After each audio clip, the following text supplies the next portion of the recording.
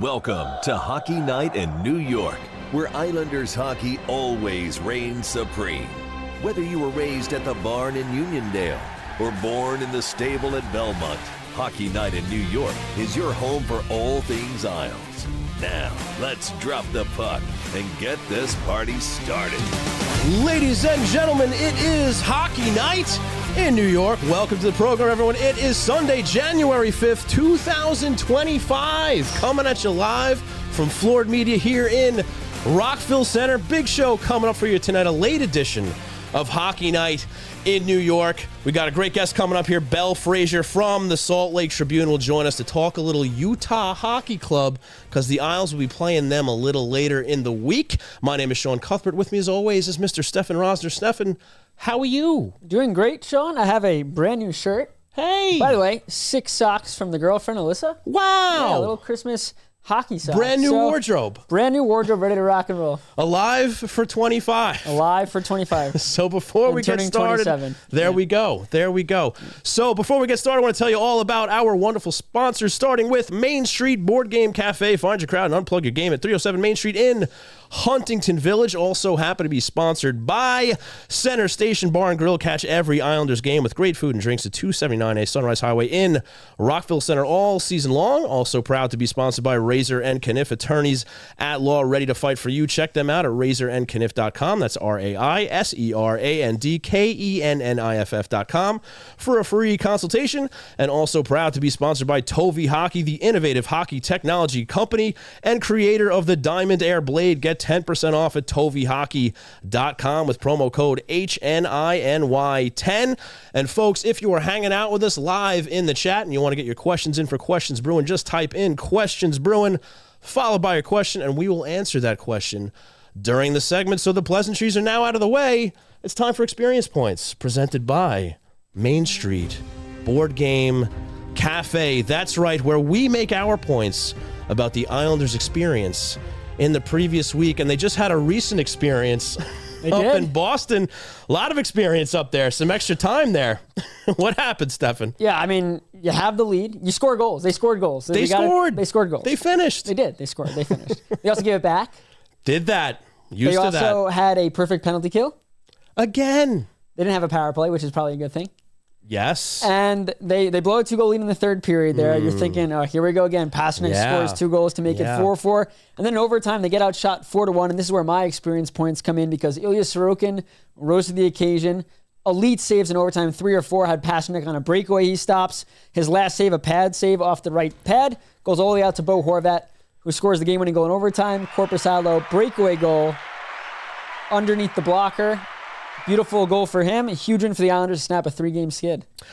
Yeah, and I'm sure a lot of you out there were like, here we go again, like Stefen said, and maybe it would end on the negative side of things because the Islanders' record in overtime, they only had 1 win going into tonight, so I wouldn't have blamed anybody for here comes another loss, here comes another loser point, but they tough it out, and this is another game where they played well. They played well enough to win. Now, obviously, things got hairy late, as they tend to do with the Islanders when they have a lead. But, you compare it to some games earlier in the week. Like, you rewind to the game against Toronto, or the games against Toronto, where you can make an argument, and Patrick Waugh certainly did, that they're playing good hockey, right? That they're playing well enough to win, but they didn't have the finish against Toronto. What happens when they get the finish?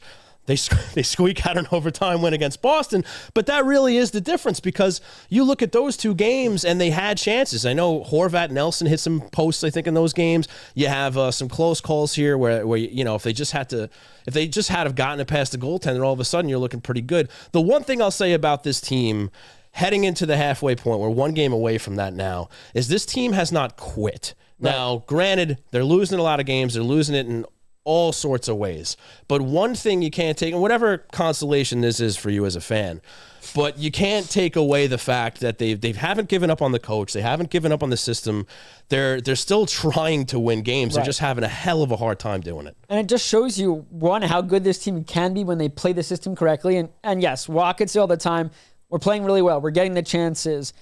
But at the end of the day, the power play's been bad. PK's been bad. 5-on-5, you're not scoring. That's 3 things you need to happen to win hockey games consistently. But like you said, they're not quitting. I spoke to Brock Nelson in the room, and I asked him, I said, I know you're not scoring on your chances, but has your confidence in Wa's system wavered at all? And he goes, absolutely not. And you could see it. And as much as you want to knock the Islanders for the struggles, and you can say they're not playing with heart and they're soft or whatever it is, like you said, they're still trying. When they're tied up 4-4, they didn't let really Boston, they didn't sit back. And we have a 2-goal lead. They kept trying to score goals. It didn't happen, and Boston pushed, and Boston's maybe not as bad as their record says they are. But yeah, I think you just love the effort, the commitment, and I just want to go back to Sorokin because, he won them the game. But that's where your $8.25 million goal, he has to do sometimes. Yes. We saw it against Ottawa, and I keep going back to that game because that's the only game that comes to mind where I think Sorokin won them that game. Sure. There's games he's played out of his mind where they've lost, but in a winning effort, Sorokin hasn't been the number one factor enough this year, I think, to get them those wins. I agree with that. And I thought tonight, especially in overtime, he just came up with so many big saves. And the Islanders, again, had one shot in overtime, and it was the Horvat one. Right, and to kind of defend Sorokin a little bit, sure, maybe he hasn't stolen as many games as you'd like, but the team in front of him is really making it tough for him to do that. 1,000%. But right? You'd love to see them get the win because he played a huge reason. Yes, you had Anders Lee score 2 goals. You had Pulak with 3 points. You had Horvat with 2 goals. But if Sorokin doesn't make that big save in overtime, or 3 of them, they lose that point. If it doesn't come up large earlier in the game, they're down 1-0. Yes, the penalty kill was really good where they tied up shorthanded, but Sorokin had to make a couple of saves on that PK. So his play early when the Islanders were down 1-0 allowed them to stay in it. And that proved really important in this one. Yeah, absolutely. So that's another 2 points for the Islanders. If you check the standings now, they're 4 points out of a wild card spot. Pittsburgh now occupies that second wild card. I think Tampa's ahead of Pittsburgh by 1 point. Yep.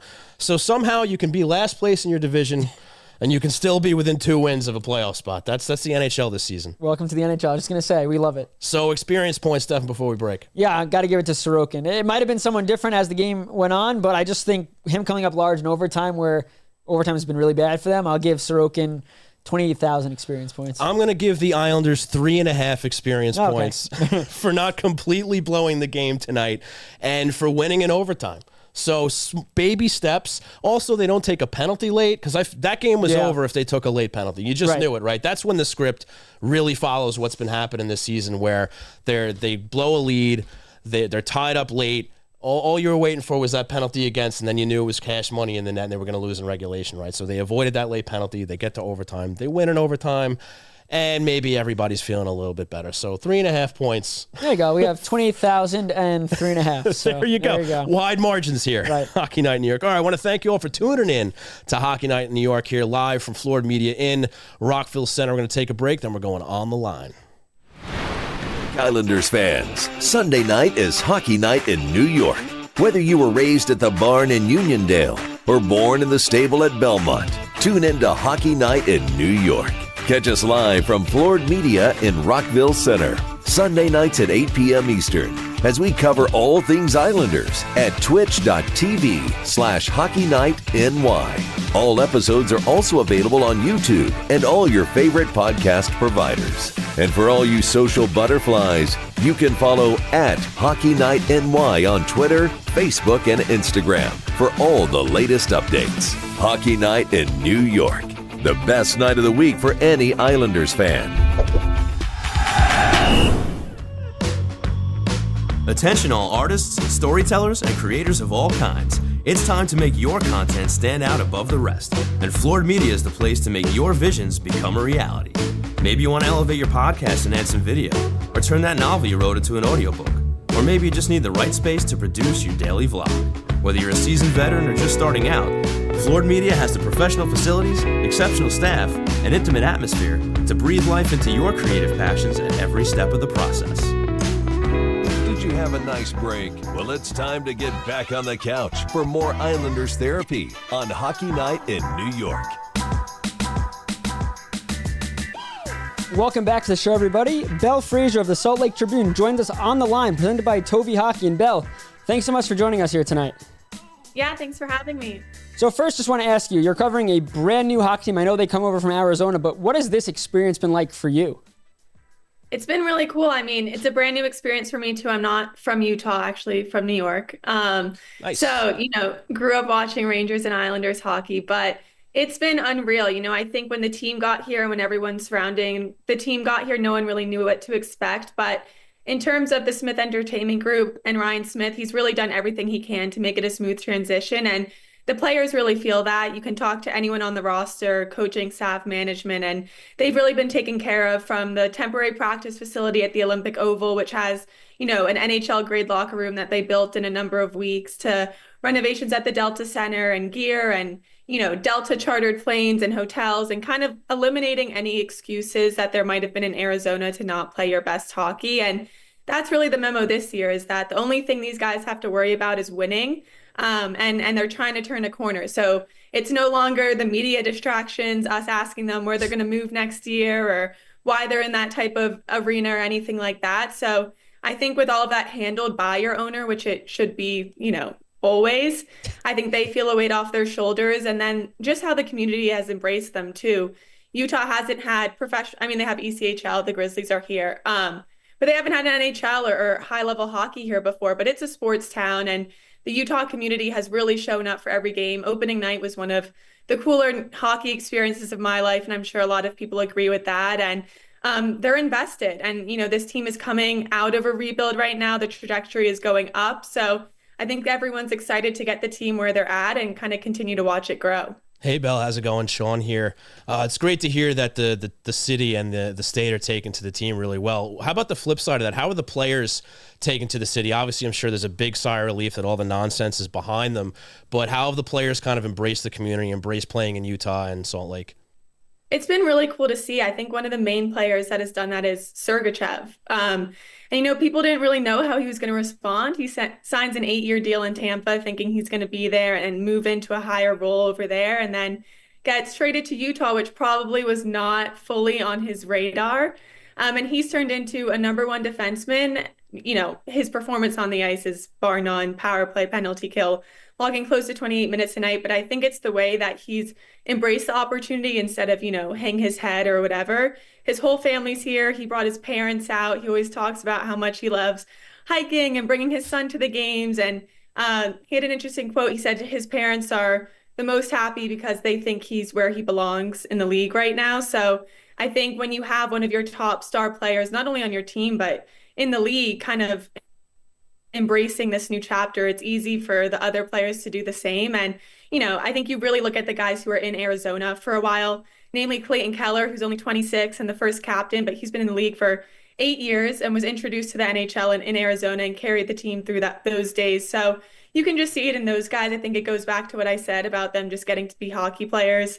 Keller was saying it's so fun that they just get to come to the rink and play hockey with their best friends. It's a cliche quote maybe, but I think that's what they really feel. And it was funny at the beginning of the season, they were talking about the Utah friendliness. Apparently all of their neighbors were dropping off pies and cookies and alcohol. And they said basically all the players were like, we haven't had people stop knocking on our doors since we've been here. So I think they feel the love, and it's definitely pushing them to want to perform really well for this new fan base. Awesome. Talk about a player that gets involved with the community. Liam O'Brien, nicknamed Spicy Tuna. Can you just take us through why that's his nickname and just how a player that maybe doesn't play every day has had a major impact on this team? He has had one of the most obscure rises to pure fame here in Utah. I mean, last year in Arizona, he played 75 games. He was fourth liner, but he was part of that team, and he came. It was a contract summer for him, and he comes to the welcome party in April. They had the team at Delta Center in front of a huge crowd right after they acquired it. And the players went out and they did little intros, and he fired the crowd up. I know he says it wasn't a PR move, of course, but I think it definitely helped the 3-year, $3 million contract, getting the fans, excited to see Spicy Tuna. But he was like, my name's Spicy Tuna, and I can't wait to play in front of you guys. That kind of stuck. And for people who hadn't watched the team before, if that personality comes in front of you, you're obviously like, that is my new favorite player. So he also had a fight in the first preseason game at Delta Center, which obviously everyone remembers. But up until Utah's most recent road trip, he had only played 3 games this season, which was a really big change in his role, just because, Utah's been lucky in the forward group and they haven't had any injuries. That's very different from their D group. But he was just on the outside looking in, and they put him in 3 games ago because there's a stomach bug going around. So it was kind of a coincidence that he went in, and he sparked that third line. The third line hadn't scored in, Lawson Krause hadn't had a goal in 14 games, and Liam O'Brien comes in on that line and Krause scores 2 goals. So he's stayed in the lineup for the last 3 games because kind of seems like that's what they needed to mix things up. But it is funny. He's probably played the least amount of minutes for Utah Hockey Club, but fans are all over it. I mean, all the comments are, "Where's spicy tuna? Where's spicy tuna?" So I think it's cool for him, and he's a really big professional. He's not complaining about being outside of the lineup or anything like that. He's happy to be in the National Hockey League, and that's about it. Well, it's great to hear that the vibes are good over there in Utah. Let's talk about expectations on the ice. You mentioned the Smith group before. Have they put any sort of expectations on this team on their first season, or it's kind of just like, we're happy to be here, let's see how it goes, and we'll take it from there? I think a bit of both. It's interesting. Ryan Smith will admit, like, he is an NBA guy through and through, and he's learning as he goes. So he's not watching the game and being like, "Oh, we need another, right shot defenseman. Let me call Bill Armstrong," type thing, Yeah. But I think within the organization, there is an expectation to take a step this year. And, I was talking to Michael Kessering the other day, and he said, we expect to make playoffs. Like, that is the belief in this locker room. It's not like, oh, maybe we can do it. They're holding themselves to that standard. And I think internally, they have every belief that they'll do that. Bill Armstrong, though, interestingly, he's, he obviously wants his team to make playoffs, but from the beginning of the season, he was like, I want everyone to be excited about this team, but we are in the 4th year of a rebuild. He was like, some nights we're going to look like a playoff contender. We're going to look like, we're figuring things out. And other nights we're going to look really young and really bad. And I think you've seen that with this team. They're not hitting the consistency that they kind of need to be in the playoff picture right now. But I do think for management, coaching, and specifically the players, there's a feeling that they might be playing impactful, meaningful games at the end of the season in a way they haven't before. Even if that leaves them 2 points out of the second wildcard spot, at least, the last month of the season isn't throwaway hockey. I was going to say, you mentioned them being young because they really are. Just have you seen these young players really handle it, just a mature level, handle the up and down, maybe the inconsistencies? Because obviously for some teams that are really young, like you look at the Blackhawks, I know they have veterans, but sometimes when they lose, they just can't stop losing. But this team kind of finds a way to rally and come back, and maybe they drop them, but they keep it even keeled, it seems. It's funny. I think some of their younger guys have been actually the most consistent throughout the whole season, specifically their second line of Jack McBain, Logan Cooley, and Dylan Guenther. McBain's about to turn 25, but, start of the season, he's 24, Cooley's 20, and Guenther's 21. And Guenther and Cooley are number 2 and 3 in points on the team, just behind Clayton Keller by a few. And I think you've seen Utah from the beginning of the season. The story has been Dylan Guenther. He played the second half of the season in Arizona and then gets a huge extension, $50+ million, 8 years, and he hasn't played a full NHL season. And Bill Armstrong kind of said you have to get ahead of it in the modern NHL. Guys kind of don't earn big contracts now. If you want them to stay, you got to get them early. And he has fully delivered. There hasn't really been a sophomore slump or anything like that. His goal scoring ability is unreal. And the ceiling for him, I think everyone is super excited about. He's on the first power play unit, and he's clutch. He's one of those clutch players that they rely on in tight games. Same with Logan Cooley. I think he's taken a huge step since his rookie season last year, just in his all-around game. He's obviously a great two-way playmaking center, but his defensive game is great. He's also on the first power play unit now and PK. And then Jack McBain is kind of the unsung hero of that line. He kind of brings a little physicality, makes space for the more flair guys, and leads the team in hits. So he adds a little edge to that. So I think that's been really exciting for management and the Utah fans, that the players that are kind of showing up the most this inaugural season are the ones that are going to be in the organization for the next 5-10 years, probably were letters down the road. So that's been a really big positive, that even though some of the team's so-called veterans have maybe struggled with production, it's those guys that they're really building around that have figured it out so far. And Belle, you talk about the fact that, they're just on the outside of the playoff picture, a couple of points here. You look up and down this roster, apart from being young, what does this squad potentially need to get over that hump to be more of a serious playoff contender for the West to start taking the Utah Hockey Club a little more seriously? I think two things, just consistent scoring. They opened up December with a 4-game win streak in which they were scoring 4 or more goals a night. And they won on their road trip, but they had a 5-game losing streak after that in which they were scoring 1 to 2 goals a night. They were held to 2 or fewer goals for 3 straight games. And you'll see them get on hot streaks and you're like, okay, like this is it. They're going to produce every night and they're going to be in games. And then sometimes they just can't find the backbreaker. And that was true in the beginning of the season too, where they'd be down 2 going into the third and you just need that one at the end of the second or the game tying goal to push overtime just to pick up a point.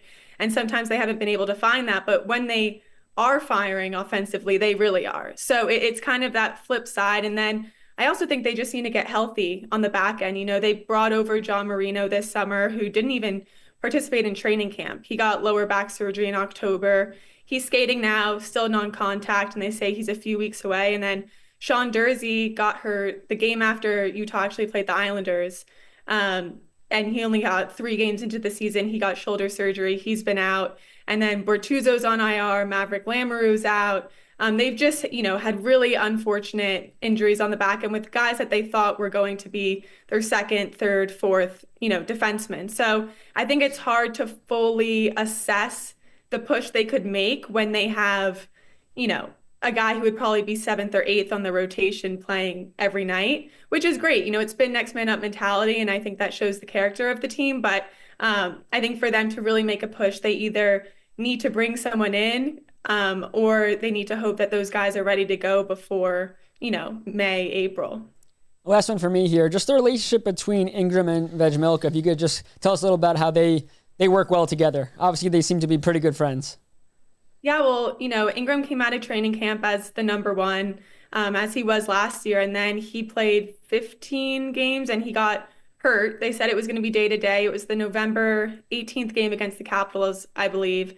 And it's been, month to month at this point. So Vejmelka was the backup and now he is, without a doubt the starter. And I think that doesn't change when Ingram's back. He's on a conditioning loan in the AHL right now. They just sent him down to kind of get back into game shape, but he's only practiced with the team twice since his injury, and both of those were morning skates. So they haven't been full practices, and there's been very, especially with goaltenders, I think teams like to keep it quiet in terms of what the actual injury is, but they've been really quiet about him. And I think it's a good sign that he's working back in the AHL, but Vejmelka has been lights out for them. I mean, he is such a big part of the reason that this team can even, have the word playoffs in their vocabulary right now. And his consistency, I think, has been the best. And then they called up Jackson Stauber too from the AHL to be the backup, and he earned the franchise's first shutout. He's kind of been there for load management relief, but has kept the team in games too. And I think it's been cool to kind of see a younger guy that get that opportunity. So I think everyone's pulling for Ingram, and they want him to come back stronger. But I think at this point in the season, you can't simply give him back the net because he's healthy. And that's going to be a really interesting storyline for Utah coming up because of how well Vejmelka has kind of taken on the responsibility. Well, Belle, this game coming up on Saturday in Utah will be a rematch for the Islanders' first game of the season. That was a high-scoring affair. That was actually a really fun game to watch. What are your expectations for this game coming up against the Isles? Yeah, well, I think for Utah, they have a lot of pressure to win at home right now. They've lost 8 out of their last 10 at Delta Center, and before their road trip, they had a 3-game homestand, and they dropped all 3 games. And I think for them, Coach was saying that maybe they feel a little emotional on home ice because they want so badly to perform well for this new fan base that they get irritated and frustrated and maybe this sticks a little too tight and they go away from simplifying their game like they do on the road. So I think the mindset that they're going to tell us tomorrow at practice is that they don't care the opponent. They just have to get back to winning hockey in front of their home crowd. But, I think Utah, when they're playing well, and I think they're a different team from when they played the Islanders early in the season, and same with the Islanders. But I think against a matchup like New York, they can use their speed. They can use their youth to kind of get behind their players and, learn how to score again. I think that'll be the biggest thing. And you really never know. It's what Bill Armstrong said. The nights swing. So it's hard to predict how they're going to show up. But yeah, I think the biggest mental thing for them is just trying to get success in Salt Lake City. And the Islanders are coming at an interesting time now that Utah's coming back from their 4-game road trip. Do you have a team name? No, I'm just kidding. I'm not going to put pressure on you like that. But Belle, thanks so much for joining us tonight. We really do appreciate it. Yeah, thanks for having me. Thanks so much, Belle. Take care. You too. All right, folks. I'm not going to do it like that. but hopefully we get a team name soon. Hey. I had that written down in the notes and I scratched it out. I was like, that's okay.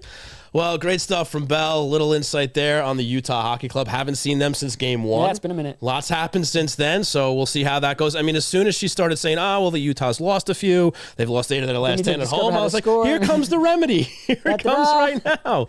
Well, we'll see what happens, but that will do it for On the Line, presented by Tovi Hockey, the innovative hockey technology company. Stefen, tell us more about Tovi Hockey. Yes, Tovi Hockey, the innovative hockey technology company, is the creator of the 100% solid carbon fiber Diamond Air Blade, the only other NHL-approved braid technology. With superior feel and increased swing speed due to its perforated design, unparalleled control, thanks to the microgrip blade texture, greater durability courtesy of its padded, aerodynamic, cross-beam construction, and unparalleled shooting accuracy thanks to its large sweet spot, Tovi Hockey is changing the game by making the next-gen stick of tomorrow available today. Go to tovihockey.com to check out their great selection of sticks, gear, apparel, and use promo code HNINY10 for 10% off your order. Tovi Hockey, stronger, faster, superior. Stronger, faster, superior. That's right. We're going to take a break, try to get stronger, faster, superior over here at Hockey Night New York. When we come back, it'll be time for What's on Tap. Islanders fans, Sunday night is Hockey Night in New York. Whether you were raised at the barn in Uniondale or born in the stable at Belmont, tune in to Hockey Night in New York. Catch us live from Floored Media in Rockville Center, Sunday nights at 8 p.m. Eastern, as we cover all things Islanders at twitch.tv/HockeyNightNY. All episodes are also available on YouTube and all your favorite podcast providers. And for all you social butterflies, you can follow at Hockey Night NY on Twitter, Facebook, and Instagram for all the latest updates. Hockey Night in New York, the best night of the week for any Islanders fan. Thanks for giving some time to our sponsors. Ready to talk more Isles? The train rolls on Hockey Night in New York. That's right, ladies and gentlemen. The train rolls on right into Center Station Bar and Grill, the presenting sponsor of What's on Tap, and a light schedule here for the New York Islanders coming up. Only 2 games. Thursday, the Islanders go to Vegas, to Sin City, to the desert, one of the deserts anyway. Yeah. 10 p.m. start against Vegas, and then Saturday, as we just spoke about with Belle, that is a 9 p.m. start Eastern over in Utah. The Islanders' first visit to Delta Center? Yeah. Right, Delta Center. So there you go. Two West Coast games. One team a little tougher than the other, but every game's an adventure with the Islanders. So what do you think, pal? We talked about it. You just had an amazing game also. I wanted to mention that Patrick, after the game, so that was probably Ryan Pulak's best game I think that he's watched him play. Since like 2017? Yeah, I don't know. It was great. Great game for him, but also just for the team where you could say they played well. I probably thought they played better in the last Toronto game than they did tonight. They obviously blew a lead tonight, and there were some shaky moments. Pajot's turnover was bad. You know, there were things, but they overcame those and won the game. Right. Now, we talk about this, momentum swings. That's a huge win. Forget, you did blow the lead, but you recovered. Huge momentum. Baby steps. Anders Lee talked about it after game, build on this, things like that. You're going to facing a Vegas Golden Knights team that's 8-2-0 in their last 10 games. They're an elite team. Go make a statement, because right now the conversation is, all right, you got to win. You beat a Bruins team that was on a second end of a back-to-back. We know the excuses come out when the Islanders win. No one could ever give the Islanders credit ever, which is fine. That's how it is. I'm not saying they deserve it. They haven't done anything this year to be like, we owe that. But I think they're 3 points out, right, after tonight? Or 4? Excuse me, 4. You go and beat Vegas, depending on what happens early in the week, and then it changes everything. I'm not saying it changes the sense that the Islanders shouldn't sell, because I'm a believer that they should sell regardless of where they are, just because you got to think short-term and long-term, and making it to the first round of the playoffs and losing, or even making it to the second round, probably not worth it if you get assets back. That's just my opinion. That being said, it does change the mindset. You want guys like Barzal, Dobson, that is going to Sorokin, like, they don't want to miss the playoffs. These guys are playing for something. We talked about it before. You said they haven't quit. And that's what we want to see against a really good Vegas team. Because if they come in and they get killed 6-1 or 7-1, then it just proves what I just said more, like, all right, you got to sell. Right. Like, at least make it interesting where, okay, let the fans get back into it. Because right now with the whole Optimum thing going on, a lot of fans are thinking Optimum saved up from watching hockey. And like, if you're a fan of the Islanders or just hockey in general, it's hard to separate when the team's doing well versus just watching a fun hockey game and enjoying yourselves. And yes, they don't want to watch if they're playing bad, but if the Islanders make things interesting, Islander fans want to watch hockey and be proud of what they're watching. And I think Waz's whole point this year, even when they lose that, we want our fans to be proud of the way we played. Even if they don't win games, there's ways to lose where it's not They lost because their PK sucks, or things like you could lose to bad teams and still play well. We've seen it from the Islanders. Plenty so I think it's really important, regardless of what they're going to do, for them to string some wins together, get the fan base that's checked out to check back in if they don't have optimum, and just enjoy hockey, because nothing's worse than, in baseball at the time, if the Mets suck or whatever. All right, well, that's just my holdout to the hockey season. I'm not going to watch. And now you have months where you're just bored.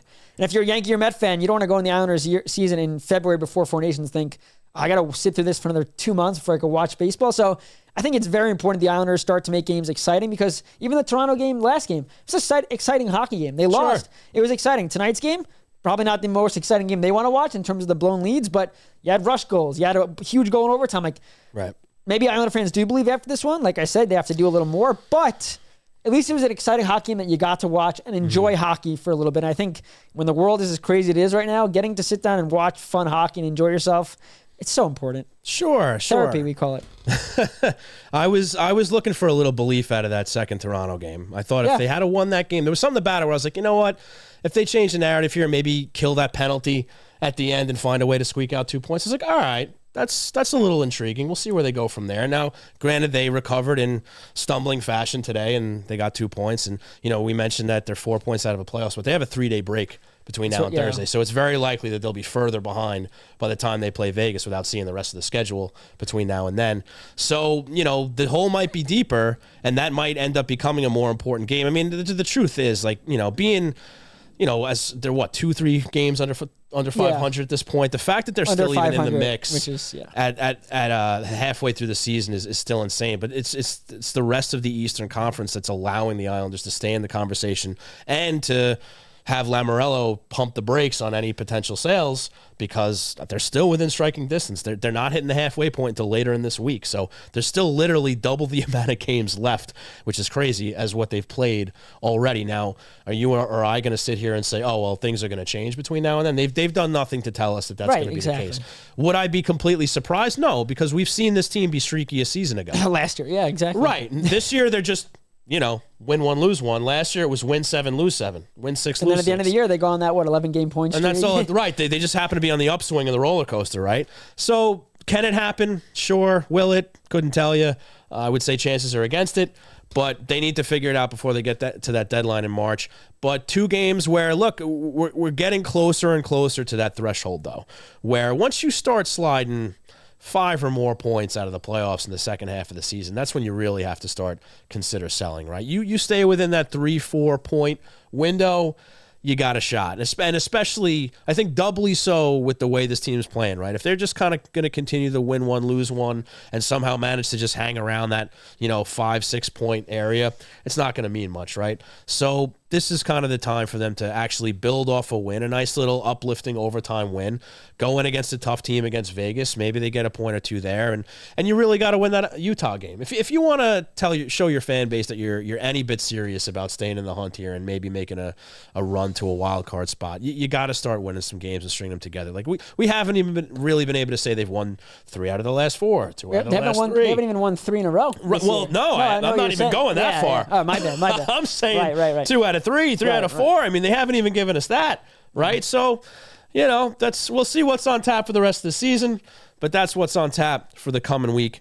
Vegas Thursday, Utah Saturday. That'll do it for What's on Tap, presented by Center Station Bar and Grill. Catch great food, drinks, aisles, games, and live events at 279A Sunrise Highway in Rockville Center. And now I tell you a little more about Main Street Board Game Café in Huntington Village on Long Island's North Shore. Games for sale and for open play. Food and drink, beer and wine, fun and friends. Bring the magic of phones down, eyes up, tabletop board games to your family. Our staff will help you find the right game, from old favorites to the hottest new releases. We have everything from strategic to easy party games. Get off your screens for a night your family will remember. Looking for meetups to join? Our Magic the Gathering, Dungeons & Dragons, Lorcana, and organized play communities are welcoming for all. We also do parties and corporate events located at 307 Main Street in Huntington Village. Go to mainstboardgamecafe.com for more information. Main Street Board Game Cafe. Find your crowd, unplug your game. And now we're going to go to the hero of the week.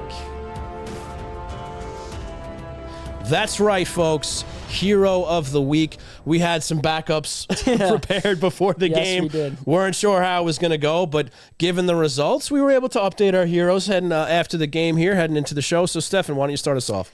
Yeah, I believe I picked Anders Lee. Yes, we were correct. going back and forth. And quick shout out, though, to the fourth line and Pierre Engvall, since he's been back in the lineup for Holmstrom. Sure. He's kept it really simple. He hasn't stood out for the wrong reasons. I like that there. But Anders Lee, I mean, guy just keeps scoring. 18 now on the year. He's got 2 goals tonight. He had a great week. I think he has 4 goals over his last 4 games. But he's done it all year. You can't say vintage Lee anymore when he's scoring those goals in front of goal because he's done it all year. I think in the first period today, Brennan Burke said 21 miles per hour, fastest guy on the ice. I mean, who is this Anders Lee that we're seeing? I don't know. And you talk about consistency. Test him. Yeah. Test him for performance-enhancing drugs. Yeah, that'd be the worst thing that can happen. Shout out to Kiefer Bellows for that a couple of years ago. And Sean Hill. It's just Anders, what he's doing this year. He's just proving all the haters wrong. We talked last show about it, how doubters. I'll be honest, I wrote about it, buyout candidate this summer, just because it made sense. You went from buyout candidate this summer to potential first-round pick in a trade. Not saying they're going to trade him, but that's where his value's gone. He's playing like an elite top-line power forward. He's on pace for 36-plus goals this season. Yeah, it's. If he gets 2 more by the halfway point, he's on pace for a 40-goal season. You're really good at math. I was a mathlete back in the day. Were you? Yeah, get out of here, nerd. Shut up, guys. No, just what he's been able to do. And then he was always questioned about captaincy and everything was saying, well, he says the right things off the ice, but he's got to lead on the ice. Well, he's doing that. And I think it's just off the rush chances, crashing the net, going to the dirty area. Just kudos to him because he's been incredible. He's been very good. Another guy who was good tonight gets the overtime winner, Mr. Bo Horvat. He is my hero of the week, and that's kind of easy. 2 goals, game winner. The guy's been a little snake bit, kind of like Brock Nelson, Kyle Palmieri. They've had a tough time finding the score sheet lately. Horvat's hit a lot of posts, off the net, whatever the case may be. Scores one where it counts tonight. Big time. Well, overtime's important, but the shorthanded goal, I mean, that's Simon Holmstrom's spot. With Pajot. And the good news is that Pajot made a great pass. Horvat buried it. It's the ability. Horvat does a great job at generating chances. He's in the right spots. He gets the shots on goal. He just hasn't been burying. And to bury that has to feel incredible. And then in overtime, too, that probably gave him a ton of confidence going down. He had so much time on that breakaway after he broke away from the half wall there to really just pick his spot. And yes, Korpisalo got a piece of it, but those goals probably feel better when you don't get all of it. And you sneak one in because, yes, if he snipes, it's clean, but it was like a grindy goal type of way. Like it trickled in and maybe it made it a little more exciting where you're like, is it going to cross? But yeah, Bo Horvat, he needed a game like this, and they needed a game like this from him. Sure did. So there's your heroes of the week. Anders Lee, Bo Horvat, and you hope maybe this gets Horvat off the schneid and maybe he starts putting some more together. They need Brock Nelson to get off the schneid. 17 games now without a goal, but just want to say USA, Eiserman, and Dan Nelson, 3-3 going to overtime. They're facing off against Jesse Nurmi. Gold medal here, so we'll keep you updated if this one doesn't end before the show ends, so we'll see. Sure. So there you go. That will do it for the hero of the week. Now I'm going to tell you about Isles Fix. Islanders Country, get your daily fix of Isles news, highlights, and analysis by subscribing to Isles Fix, the Monday through Friday Islanders newsletter sent directly to your inbox. Sign up for free or become a paid subscriber for added benefits at ilesfix.substack.com. And unfortunately, we will not be visiting the Snake Den today because Jake is not here. So we're going straight in to questions brewing. Before questions, time for questions. Let the intro play. So go ahead, ask us a question. You mentioned fashion before. Fashion, like clothing fashion, but that's not what you said. It reminded me of Fashing. What? No, it'll make sense. This is my ADHD kicks in. Hudson Fashing left the game with 7:38 to play in the third, didn't return. Looked like an upper body injury. Okay. Isaiah George, day-to-day upper body. Simon Holmstrom, day-to-day upper body. Just wanted to say those things before I forgot. You know what, though? I think there was something else that needed to be said by one Bo Horvat. Isn't that right? It's true. Yeah. Yeah, we got a quote. Run the quote, buddy. Well, we just got a ding on my phone, so I turned off the Bluetooth there. Okay. So maybe we'll just do it later then. We'll do it right now. Oh, okay. Right, well, it's here. Let's intro it. So Horvat scored the game-winning goal. Yeah, Continue. there you go. And here you go.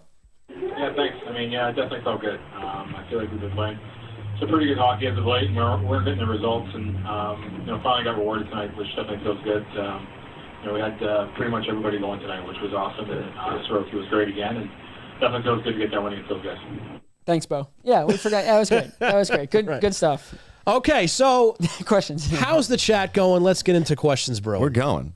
I had a take for Jake in his absence. Okay, if we just want a quick one, come sit. No, we've been talking a lot about selling at the deadline and all this. I don't see it. I don't see the point. Okay. I don't think there's a point, and we have people talking about trading now Anders Lee. It's like you're going to get this guy, and you're going to get whoever to catch up with Watt's system midseason. I think you're either going to have the same result. I think these are the guys to do whatever is going to make it this season. I think the major changes need to come after the season is over. Okay, and I don't think it's going to help. So Ed's still running on hope. He's not running on hope. He said he doesn't think trading you guys is going to help because that's the point. It's not if they trade these guys, it's not going to. What's the point? Well, the point is for assets, but I digress. Yeah. Well, that's what I'm saying. That's why Ed is clearly riding on hope here. I'm riding on hope. Salvage the season and go on a run, and that's true. It's the hot take compared to these questions because we're all on board. Who are we trading? Okay, so let's get to it with one. Them. Let's go. Let's start off with Penzi on YouTube. At what point could one of these big wins change the picture for the Islanders? Ideally, they put wins together after tonight, but realistically, I can't trust this team to get a good streak going. That's what we were just talking about. And we don't know. We don't know. You really don't have much reason to trust them. I mean, that's just the truth. They haven't really backed it up because anytime they've made any forward progress, and we're sounding like broken records here now, but they find a way to hit the rewind button where for whatever reason they don't play a tight enough game where they can string together multiple wins because they just keep finding ways to lose games, whether it's blow games or give it away at the wrong moment. Again, whether it's taking an untimely penalty or taking any penalties at all, honestly. It doesn't matter if they're ahead, if it's late, because half the time it's going in the net. And so you're playing from behind right then and there because the penalty kill's so bad. The power play can't help them out. Right, you're not adding to anything when the power play goes. It's essentially just 2 minutes the other team isn't scoring as long as you're not giving up a shorty, right?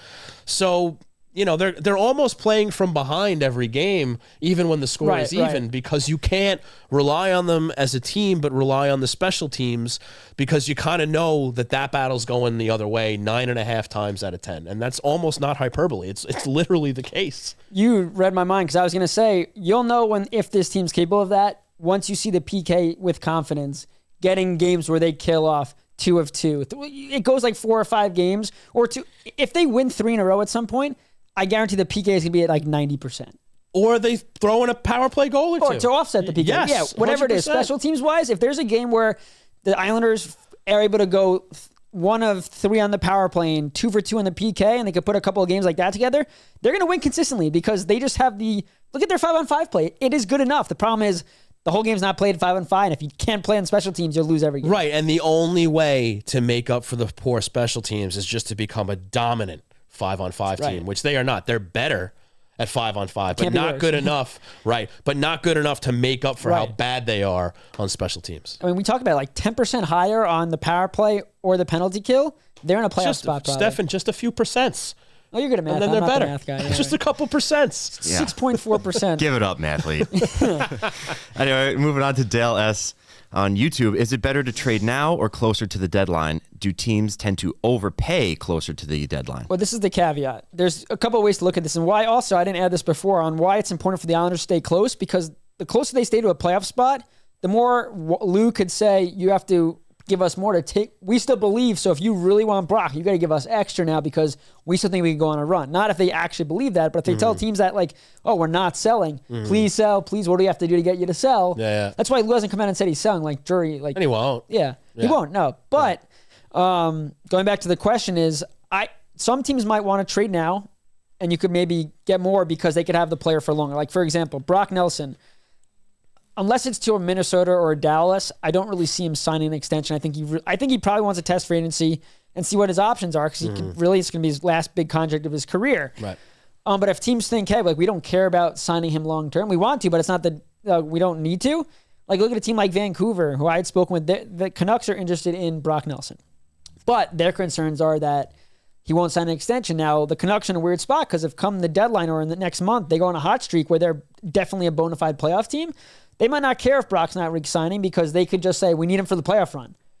But on the flip side, if the Vancouver Canucks fell out of it a little bit or they're points out of a wild card spot, yes, they want Brock to get them in the playoffs, but they also want him longer term, especially with what they're giving up. So I think it depends on what team you're trading these guys to. I think for the Islanders, they should trade him now just because, for me, it's injuries. It's like the Four Nations. Brock Nelson's playing in that. If the Islanders are set on selling and Brock plays in the Team USA for Team USA and he's still an Islander and he gets hurt, you're not just setting the team back short term for now, but I think it's long term you're setting them back because whoever they're getting back, whether it's first round pick or prospects, if they draft those players or they flip those picks, that's for long term success. And if he's hurt, you're in trouble. So for me, just for the injury standpoint, I'd start trading players now. But I could also see if Lou says, you know what, the playoff, the wild card's so close, we wait till the deadline, might be 6 teams fighting instead of right now. Maybe more teams.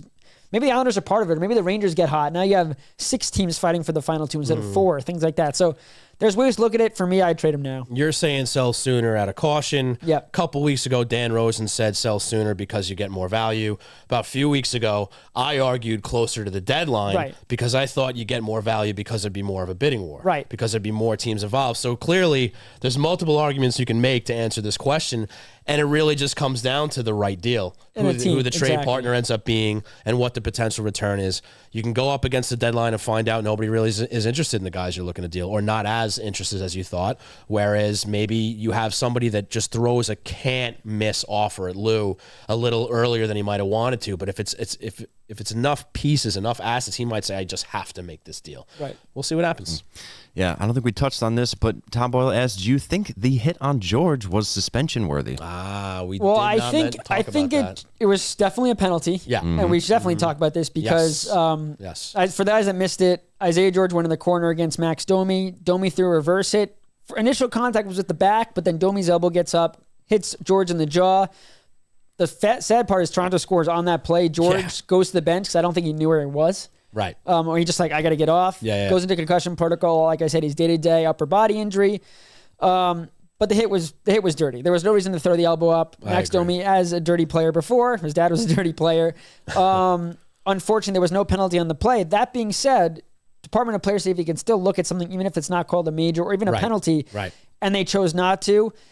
I watched the replay numerous times. He hits him in the chin with the elbow. I don't know about suspension. I definitely would have loved to see it called a major, then they could have reviewed it and made it a minor or things like that. But I thought it was very unfortunate because the elbow clearly comes up and nothing was done. That's the issue. Domi saw it coming from a mile away, which is fine, which is great. He had awareness, which is great. So that's when you're going to prime yourself for the impact, right? The problem is that he didn't lead or brace with his shoulder. I mean, if you watch the replay, you just see him chicken winging right away. He brings the elbow up. So clearly his intention was to use his elbow. He didn't brace with the shoulder, didn't lean with the shoulder. So to me, and we say this all the time, everybody does, in the quick motion of the NHL, it's hard, sometimes it's hard for the ref to see that. And that's fine. That happens, absolutely. But even in retrospect, even after the fact, now again, suspension worthy, maybe not. I mean, obviously it's unfortunate that George is hurt. We don't know how long he's going to be out now unless you have an update on that. Just day-to-day upper body, but if it's concussion protocol and he still is in concussion protocol, concussions are different for everybody. Yeah, for sure. Just the sad part with that whole thing is that this is a 20-year rookie who's had a great year, and it's a brutal loss. I mean, it's a brutal loss for them. Cholowski's in there, he's fine, but George is one of those guys that really took the opportunity and ran with it, and you don't want to see him out of the lineup. And of course, less important, but standing-wise, if the refs make a call on that play, the goal isn't scored, and maybe the Islanders come away with 2 points in that game. Maybe. 1,000%.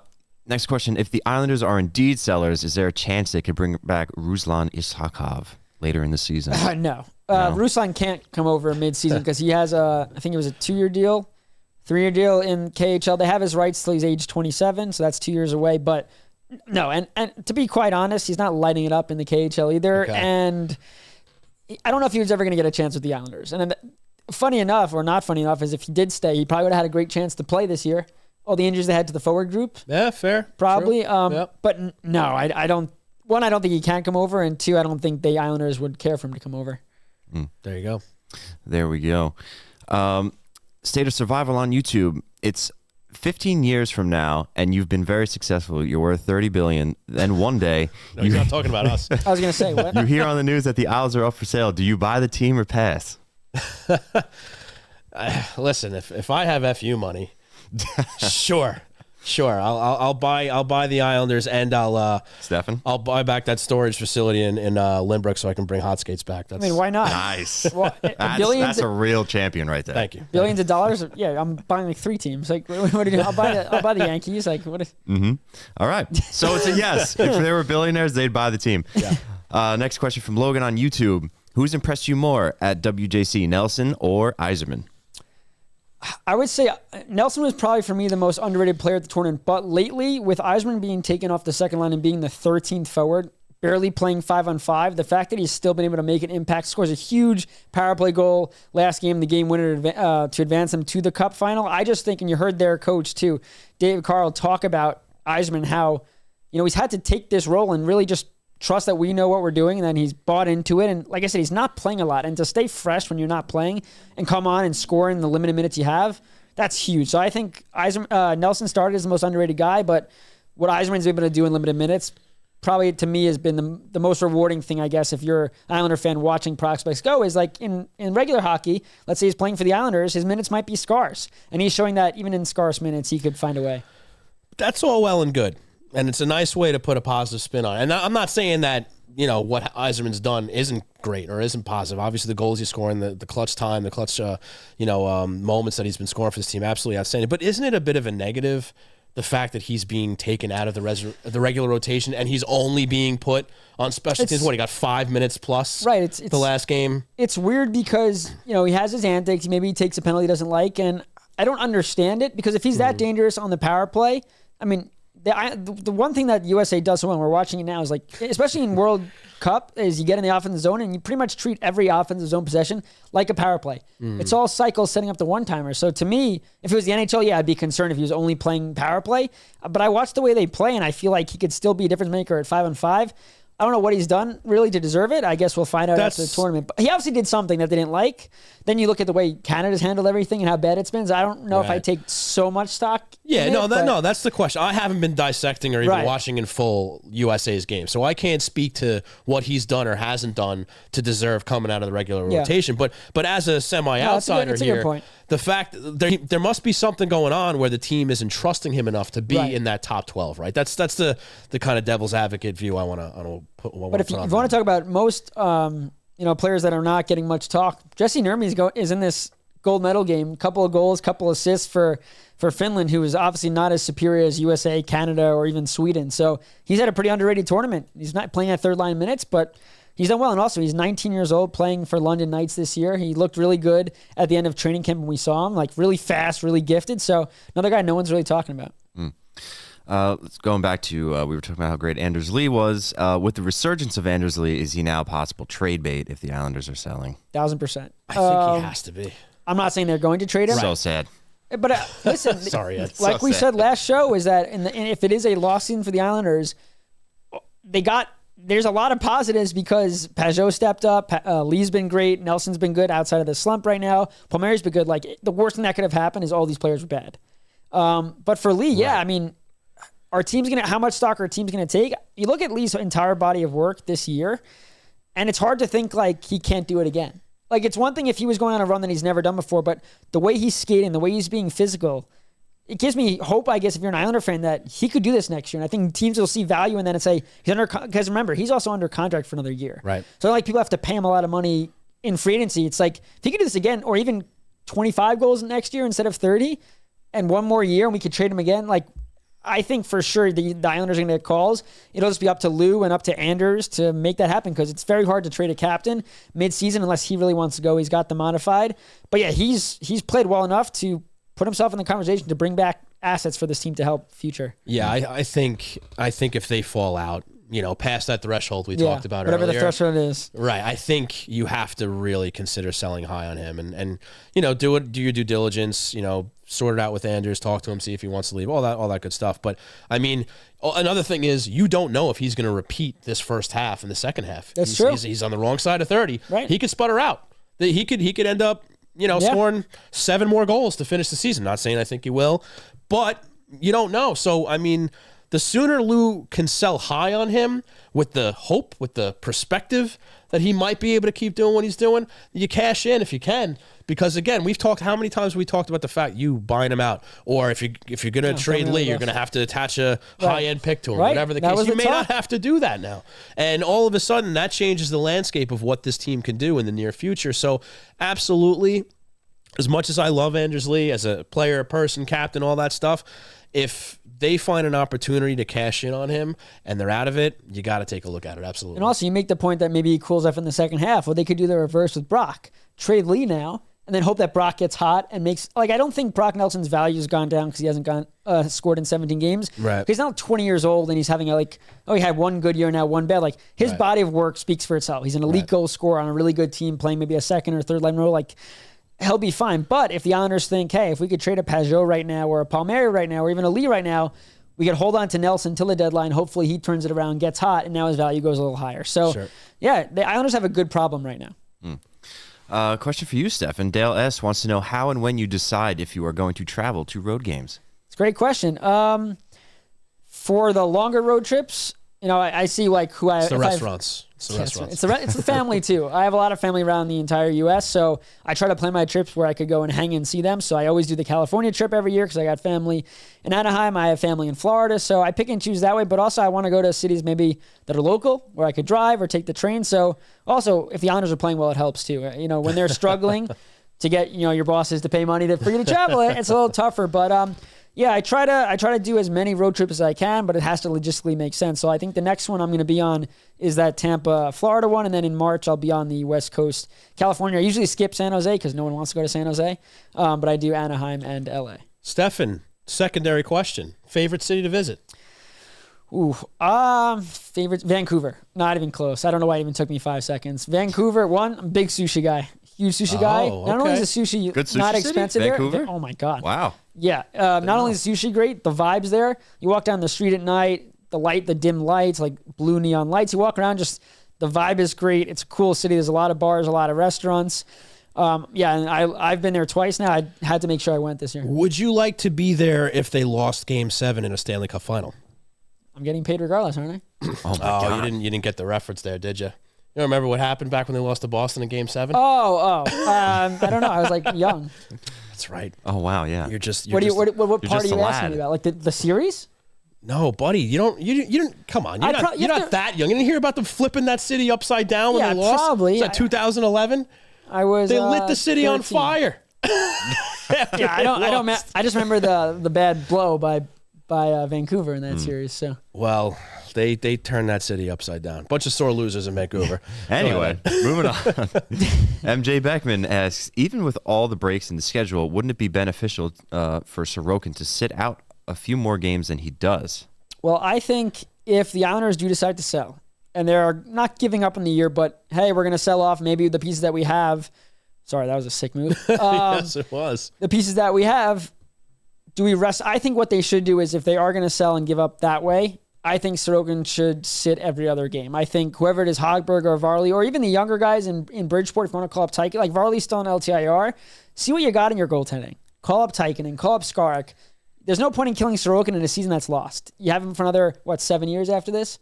So you need him fresh. So I don't think there's any point in killing him for a season where you don't really think you're going to make it. I think it's also important, we saw last year, for him to rest. So... Isle72 asks, fans seem to put a lot of special teams issues on coaches. Wouldn't you say the players are more the issue than anything? It's only so much coaching can do. I certainly would. We've talked about yeah. They have face-off episode. Yeah. I think you go back and forth on this. I think at some point it's completely on the players to score and bury their chances, right? But when things aren't working, Wass said it today. He pretty much in his not broken English, but in his way said if you keep doing the same thing over and over again, that's definition of insanity. That's why he changed up the lines.